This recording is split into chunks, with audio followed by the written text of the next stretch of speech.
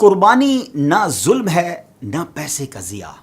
معلوم ہوتا ہے کہ کچھ لوگ دنیا میں ایسے بھی پائے جاتے ہیں جو کہ مسلمانوں کے اس عظیم تہوار یعنی بقرہ عید پر جانور ذبح کرنے پر اعتراض کرتے ہیں۔ بڑی حیرانگی کی بات ہے، آخر اس میں مسئلہ کیا ہے؟ چلے پہلے ظلم والی بات کو کور کر لیتے ہیں۔ دیکھیں، پہلی بات تو یہ ہے کہ اللہ تعالیٰ جانوروں کا بھی مالک ہے، وہ تصرف کا بھی مالک ہے، وہ جس طرح چاہے حکم دے سکتا ہے، بندہ تو مالک کے حکم کے تابع ہوتا ہے نا۔ دوسری بات، مذہبی روایات کے طور پر جانور کم و بیش ہر مذہب میں ذبح کیے جاتے ہیں، مگر اسلام نے جو قربانی کا حکم دیا ہے اس کا ایک اپنا ہی کمال ہے، اس کی الگ ہی کلاس ہے۔ اور تیسری بات، دیکھیں نا، مرغی تو ساری دنیا کھاتی ہے نا، تو زندہ تو نہیں کھاتی، اسے بھی مار کر ہی کھاتی ہے، مگر اسلام نے اس کا منظم کم تکلیف والا طریقہ دیا ہے جس کو ذبح کہا جاتا ہے۔ مچھلی، جھینگے وغیرہ کو سب شکار کر کے کھاتے ہیں، تو صرف عید پر کیا مسئلہ ہے؟ اچھا، اب چوتھی بات وہ یہ ہے کہ اسلام دنیا کے ہر کونے کے لیے ہے۔ جہاں صرف برف ہو، ریگستان ہو، سبزیاں نہ ہوں، وہاں کے لوگ پھر کیا کریں گے؟ اسلام نے ایسے لوگوں کا بھی خیال رکھا ہے۔ اب چلتے ہیں پانچویں بات کی طرف، اور وہ یہ ہے کہ گوشت کھانا فطری چیز ہے۔ اللہ کریم نے انسانوں کو مختلف قسم کے جو دانت دیے نا، دیکھیں نوکیلے دانت بھی ہیں اور چبانے کے لیے گول داڑیں بھی دی ہیں۔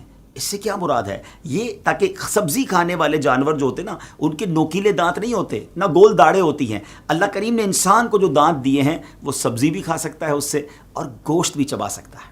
اب چلتے ہیں چھٹی بات کی طرف، اور وہ یہ ہے کہ جانور کا دودھ تو سب پیتے ہیں نا، ملک کا استعمال تو ساری دنیا میں ہے، حالانکہ یہ جانور کے بچے کا حق ہے۔ جب یہ ظلم نہیں ہے تو گوشت کھانا پھر کیسے ظلم ہو جائے گا؟ ساتویں بات یہ ہے کہ مسلمان اپنی محنت کی کمائی سے قیمتی جانور خریدتا ہے، اپنے ہاتھوں سے اسے کھلاتا ہے، پلاتا ہے، بیمار ہوتا ہے تو علاج کرواتا ہے، اس سے محبت کا ایک تعلق قائم ہو جاتا ہے۔ فطری رحم اور محبت کی وجہ سے اسے ذبح کرنے کو دل نہیں چاہتا، پھر بھی اللہ کا حکم ذبح کرنے کا ہے تو اپنے مالک کے اس حکم کے سامنے اپنے تمام جذبات، رحم، محبت اور تعلق کی قربانی اللہ کو راضی کرنے کے لیے دے کر اس بات کی گواہی دیتا ہے کہ ہماری عقل، خواہش اور تمنا کی اللہ کے حکم کے سامنے کوئی حیثیت نہیں ہے۔ اللہ کا حکم ہر چیز سے بڑا ہے۔ اللہ کریم ہمیں اپنے حکم پر چلنے کی توفیق عطا فرمائے تو خوش دلی کے ساتھ، جی ہاں، ثواب کی نیت سے قربانی کیجئے اور اس کی برکتیں لوٹیے۔ ایک اور اعتراض ہوتا ہے کہ جناب اربوں روپے خرچ ہو جاتے ہیں، ان پیسوں سے کچھ اور کر لیا جاتا، غریبوں کو تقسیم کر دیا جاتا۔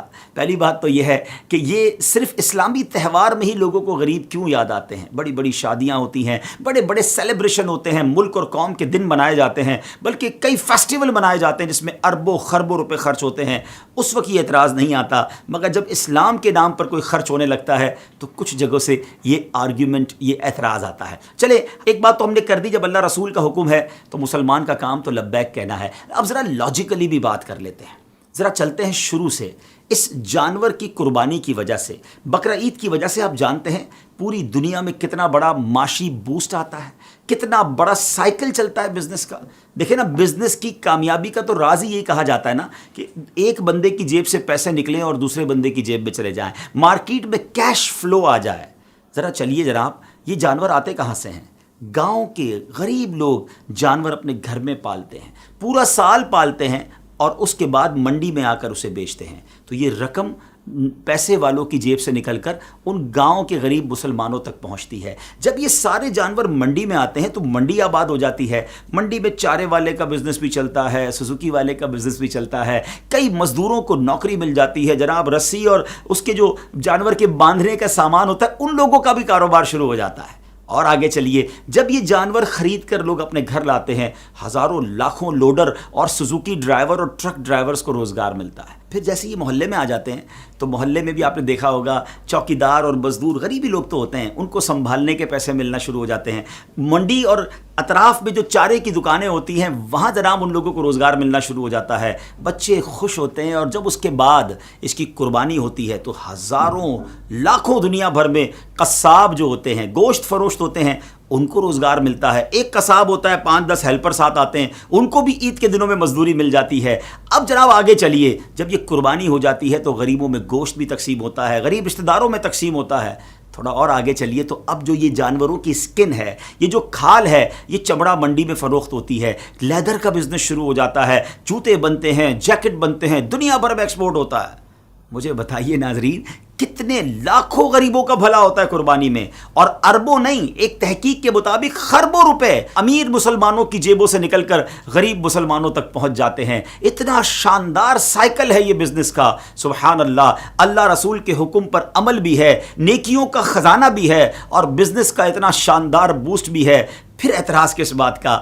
امید ہے کہ اللہ کریم کے احکام میں، شریعت کے احکام میں لاجک تلاش کرنے کی بجائے لبیک کہنے کی عادت ڈالیں گے اور خوش دلی کے ساتھ قربانی کیجیے۔ اللہ کریم ہم سب کی قربانی کو اپنی بارگاہ میں قبول فرمائے۔